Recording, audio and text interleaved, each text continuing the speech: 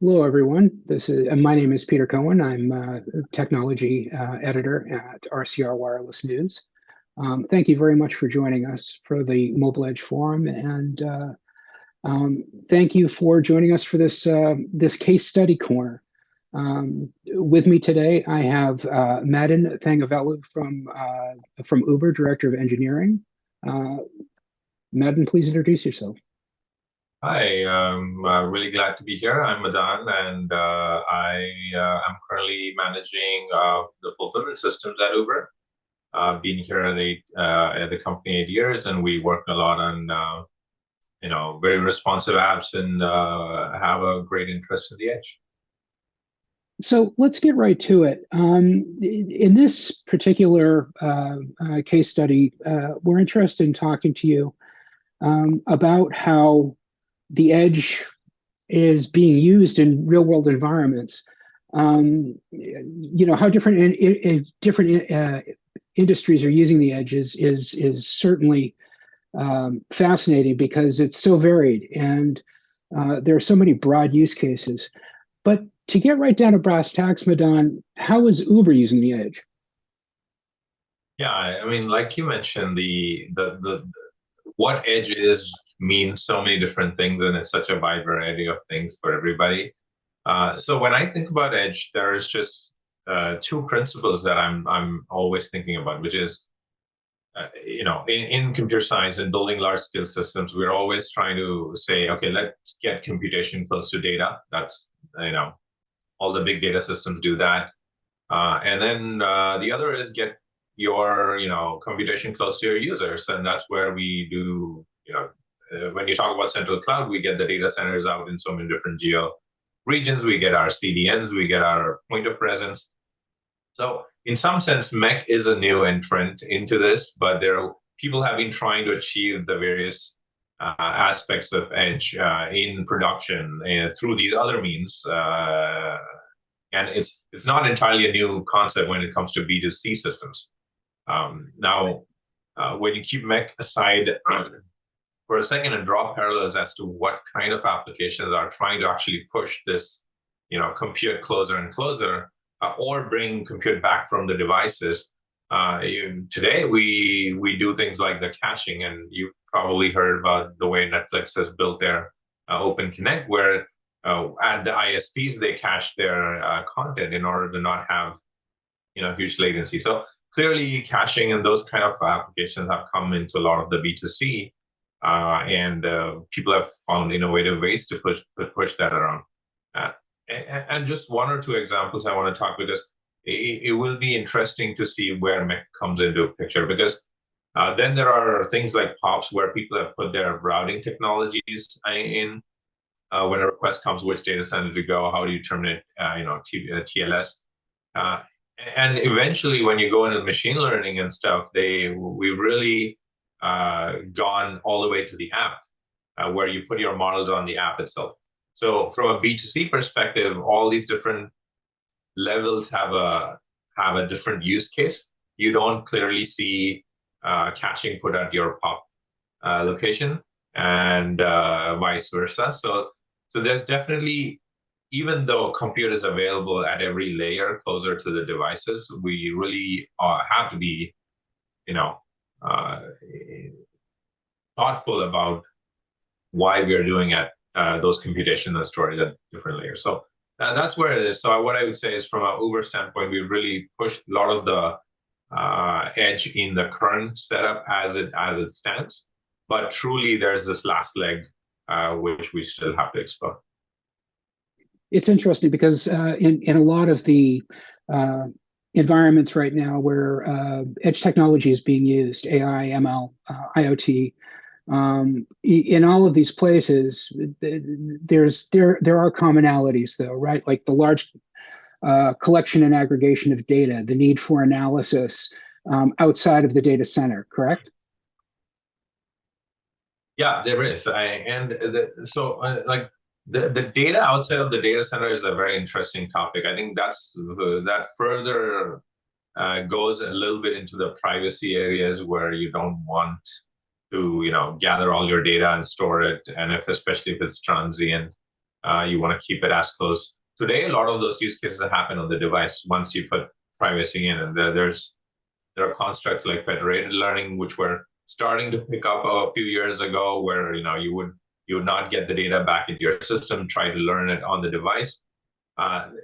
Those kind of things may move out into a more closer edge rather than the device itself. It has its own problems, but it has to be a case by case basis. Just because there's compute available, we cannot leverage it for all purposes.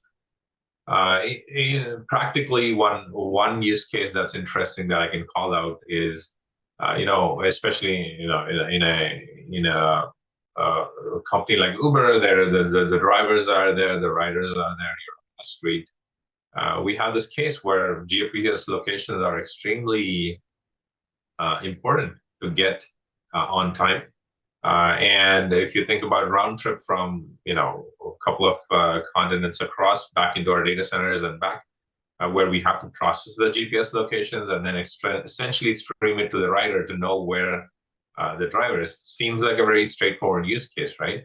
Now, ideally, what you want is by the time those two people are close by, within a few blocks, you really need to get a very high throughput exchange between the driver and rider. And a lot of times that will fundamentally change the stress involved in getting a pickup happen. So at such very simple use cases, we really can push a lot of the tech down further down. We cannot do that at the device because there's an exchange going on between the driver and rider. We do need to scrub, clean up, fit it to the map, and then essentially transfer. So those kind of use cases are very, I can totally imagine, like when we get to a very good deployment of the edge, that's where we would want to put some of that capabilities. And without going too much into Uber's secret sauce, if you will, what are some of the intricacies of getting that working? What sort of insights can we gain from how that works now and how that might work in the future? So broadly today, I mean, any company does this, any delivery company or any tracking company, ultimately, this is where the B2C and industry, definitely you can see a very, very interesting separation between the thought processes of B2C companies that are going to use this tech versus industrial applications, which are very custom catered. It is going to be a huge, gap or differences between these two things. So from today, doing something like this, essentially, you end up getting this tech into the closest data center, and you put some of that tech into that. It's almost like essentially your central cloud, and that round trip takes time. So essentially, what you see on your app that somebody's picking you up might be a couple of seconds delay. We do a lot of improvements to speed that up, but again, you are limited by the connectivity and the fact that the data has to come through, get scrubbed, and be back to the other side. So yeah, today it's not perfect. Sometimes you can do estimation. Let's talk a little bit about the emerging role of AI and ML when it comes to managing data at the edge. Yeah, so that one, so when it comes to data, right, and especially in ML, I would say like taking an input from what's happening today, right? Now, there are a few different ways to do this today. Companies largely put their ML model training with all the data in the central cloud. They build their models. And a lot of times the devices actually send the data to the backend. I mean, say you think about Alexa, that's what they do. Other than your trigger words, and that's baked into your hardware. But beyond that, you're essentially sending, and there's so many layers of processing happening in the central cloud today.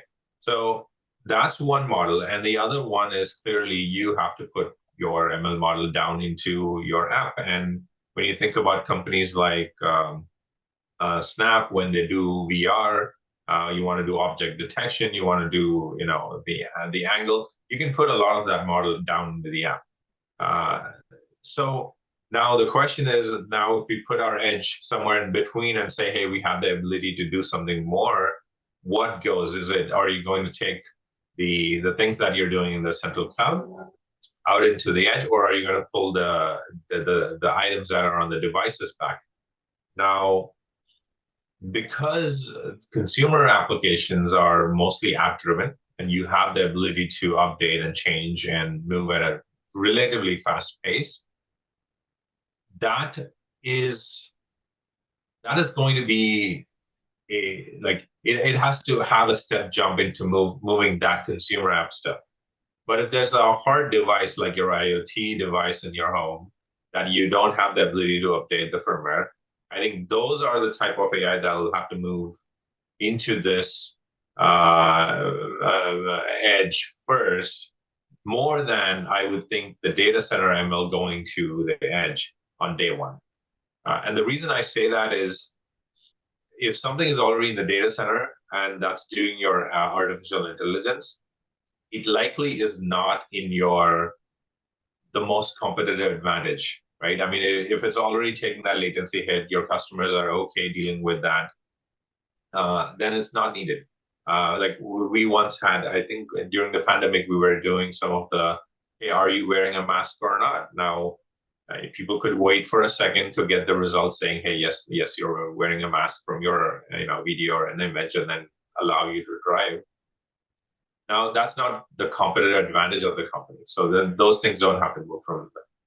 So that's why I feel like a lot of the really critical AI that is meaningful to a business are mostly on the devices today.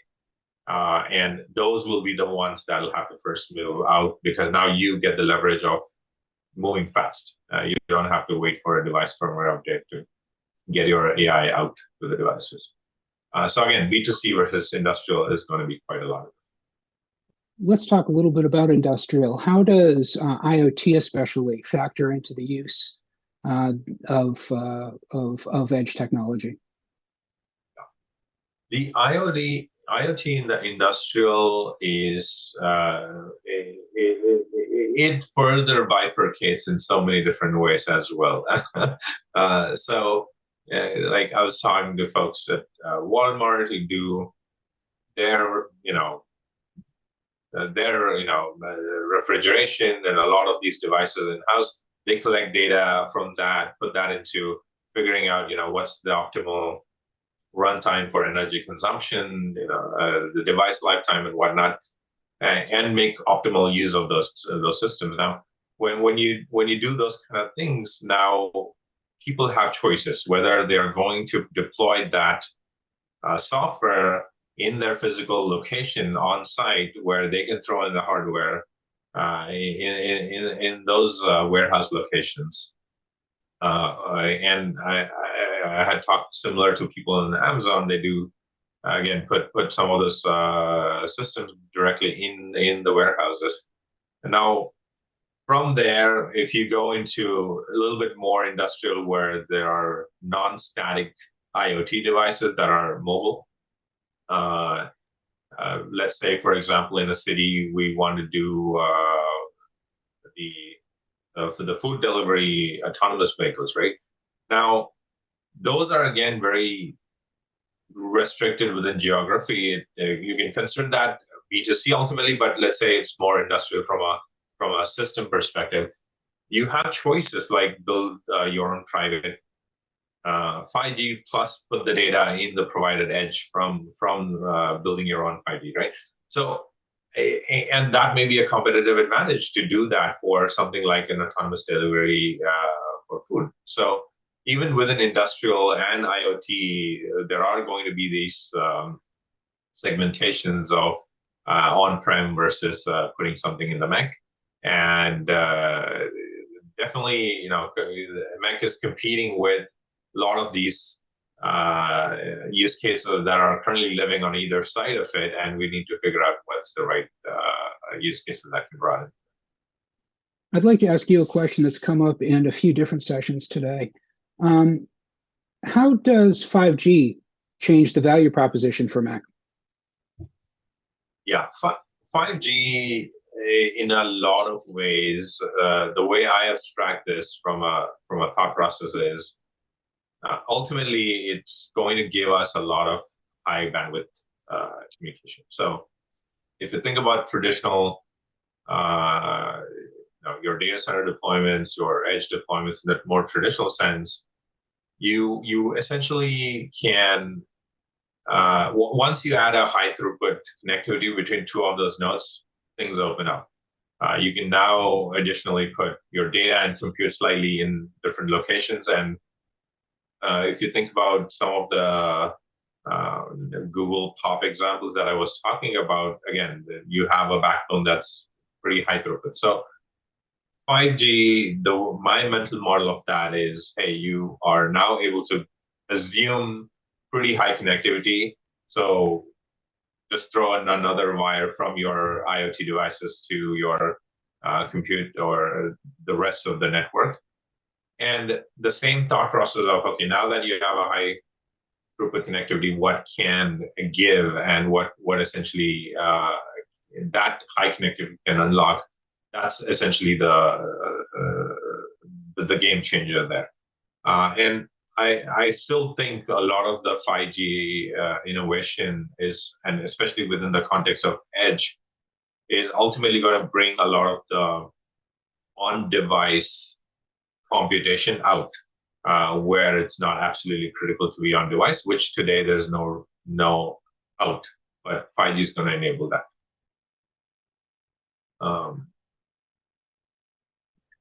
So, we've talked a lot today about the uneven distribution of edge services within, the wider wireless communications infrastructure fabric. It's wildly unevenly distributed, not only regionally, but also internationally. With some geographies lacking edge services altogether, others having it fairly well deployed and fairly sophisticated. How does this factor into the app developers' decision on supporting edge technology? And does it change the value proposition? That is actually a very good question. When we say app developer, I also want to include the app development and the process around that as well, right? So this entire thing is very fragmented. And when you think about global companies which want to provide a very uniform experience to their customers, this becomes increasingly a very critical challenge. So from an adoption perspective and what the value proposition, I think the value proposition will change a lot for more regional local companies, because then they can leverage the advantage of having those infrastructures in the more local regions. And from a global company standpoint, you may not be able to put your game-changing idea into this common fabric, given the wide variety. So it will be quite a bit before your key features start to leverage on the edge and the next.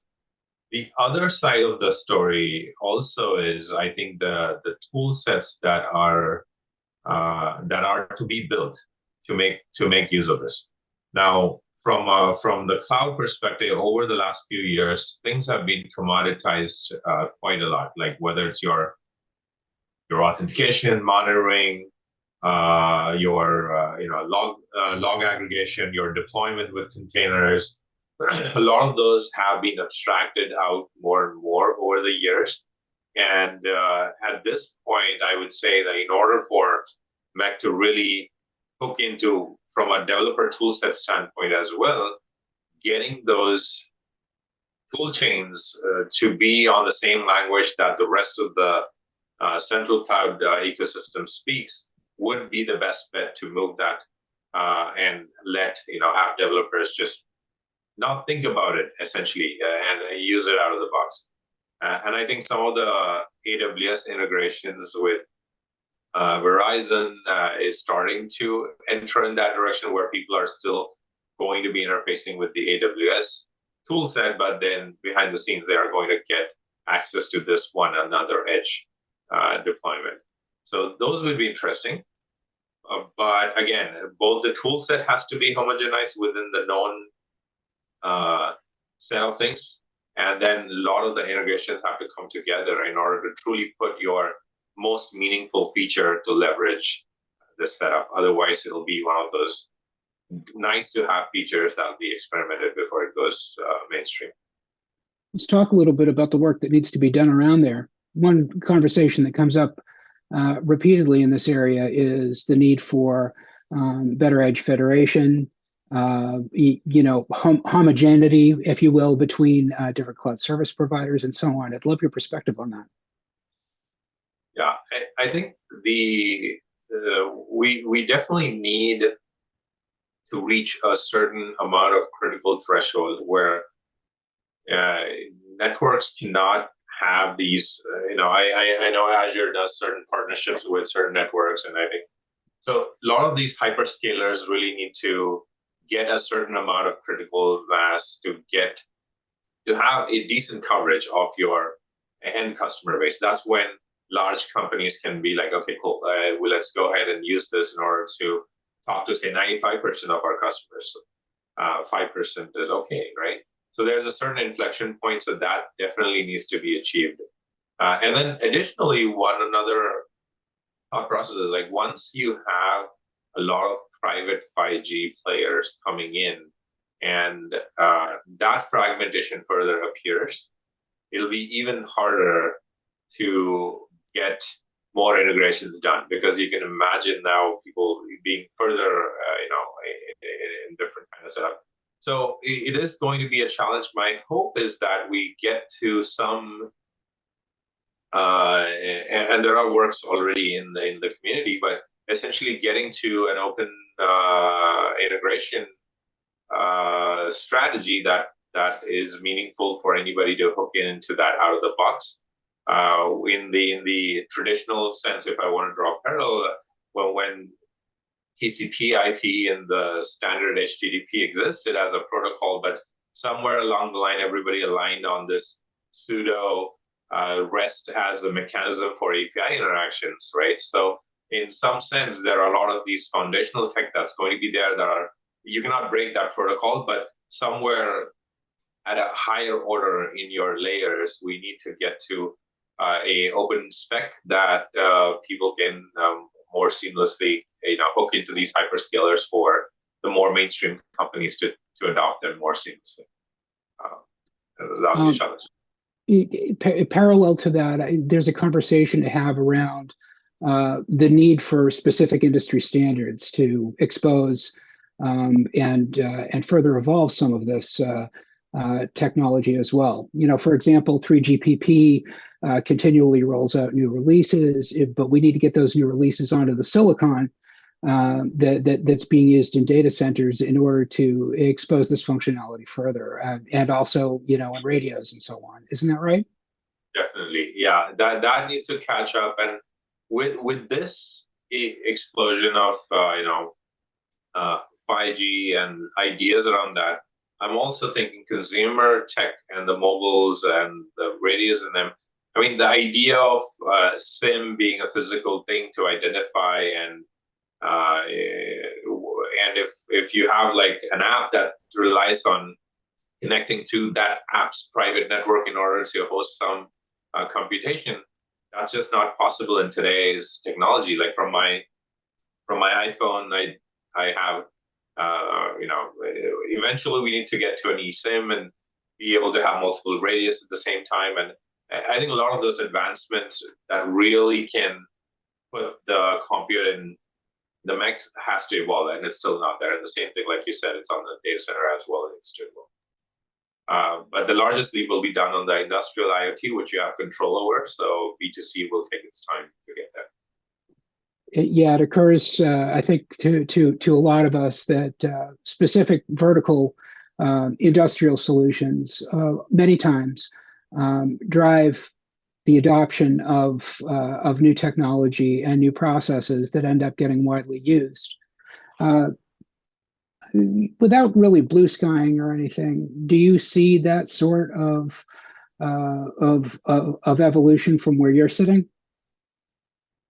It will take time for larger companies, and I think the innovation will be in a lot of startups that are able to establish this in a more smaller scale. But it is quite a bit away for somebody to be a no-brainer use, make the same level as how CDNs have evolved, which is a no-brainer at this point for anybody. I think it'll take time for us to get there, and it's still too early. Yeah, the best definition, or one of the most clever definitions I've ever heard of the edge, is that it's basically any computation that's happening outside the data center. And it occurs to me that a lot of the discussion that we've had today, and just in general around edge, is stuff that in a few years probably won't matter. You were talking about the further development and evolution of tool sets, for example. Is the ultimate goal to make the edge disappear altogether and just sort of be part of the background radiation of the cloud computing environment? Absolutely. I think that would be the best way to get the broadest adoption and leverage the benefits of it. Because today that boundary lies between device level development and some of the other network edges from the data center perspective. And that's where the line is drawn. So if the mobile edge falls on this side of the line where it becomes seamless, then I think a lot of use cases will end up landing there. When it comes to the development of tool sets and further infrastructure to make this happen, the hyperscalers obviously play a crucial role here. Do you have any perspective on what needs to happen either on the CSP end or anywhere else in the stack in order to make these tool sets and these end-to-end processes as seamless as possible? No. I think hyperscalers have a role to just get the connectivity done. That's the bare minimal. But beyond that, there's a lot of innovation that's happening. I was talking to certain companies. They're essentially building container deployment strategy for your IoT and edge devices, and that's essentially you work from a Kubernetes kind of perspective that you're completely aware of on the cloud, but then you can leverage the same thing. And then looking just the logs, for example, on all your IoT devices is just not straightforward today. But making it and building it into the same tool chain as any other backend log access system. I think those kind of new companies are emerging in order to build those tool sets. And once they, become stable and widely adopted, at some point, hyperscalers will bring some of that tech in. But I expect a lot of startups to make innovations there. Well, certainly a rising tide raises all boats, as they say. So there's a lot of room for everybody, everywhere in the ecosystem, it seems, especially now, as the technology is in such a nascent situation for so many of us. Any last thoughts that you'd like to leave us with, Madan? I would say this has been an extremely evolving and very exciting area. And the best thing I'm trying to do, and I tell people to do, is just keep hooked into all these forums and various places. You never know when the tide changes, and then suddenly it opens up floodgates, and you got to be in front of it to ultimately bring that benefit to your customers. So keep an eye out. Well, we will leave it on that note. Thank you very much for your thoughts and your insights today, Madan, and thank you, everyone who's watched our sessions and joined us today. Thank you. Thank you very much, Peter.